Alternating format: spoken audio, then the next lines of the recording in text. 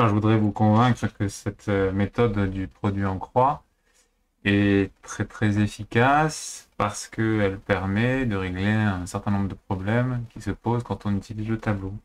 Par exemple, si je veux convertir 0,633 10-3 décamètres en mètres, et je ne vais pas pouvoir utiliser le tableau à cause de ce 10-3. Plus exactement, il faudrait utiliser un artifice que je ne vais pas décrire. Par contre, si j'écris que 1 décamètre, eh bien, puisque déc c'est 10 exposant 1, ça fait 10 exposant 1 mètre. Alors, cette longueur L que je cherche, elle s'écrit 10 exposant 1 fois 0,633 10 moins 3 divisé par 1. Et la calculatrice me dit, bah ça fait 6,33 10 moins 3 mètres.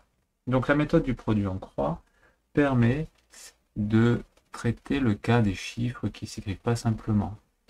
Elle permet également de traiter des cas où le passage d'une unité à l'autre n'est pas avec des proportions comme ça, x 10 à chaque fois. Je vous donne un exemple que vous connaissez bien. Une minute, c'est 60 secondes. Donc si vous voulez convertir 3,2 minutes en secondes, il n'y a pas de tableau possible, il n'existe pas. Mais par contre, ce temps-là, vous allez pouvoir l'avoir avec un produit en croix.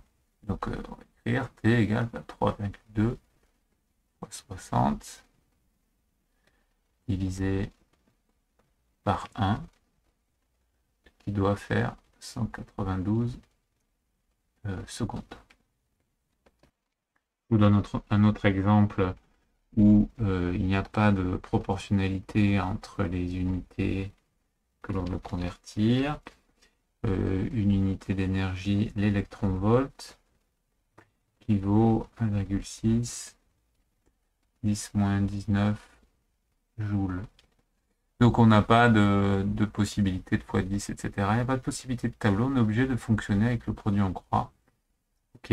Donc par exemple, si on me dit que la lumière en rouge a une énergie de 1,5 électron-volt, si je veux son énergie E en joules, eh bien je vais utiliser un produit en croix.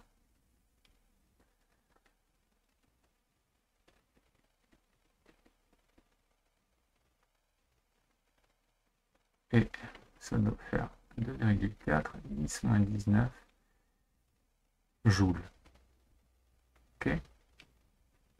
Voilà, donc en plus de vous éviter des erreurs en disant bah, je fais 10 plus 9, je fais 10 moins 9, etc., ce qui arrive très souvent, vous le savez, vous voyez que la méthode du produit en croix permet également de faire tout un tas de conversions qui ne seraient pas possibles avec le tableau, et c'est des conversions qu'on rencontre très très souvent en physique.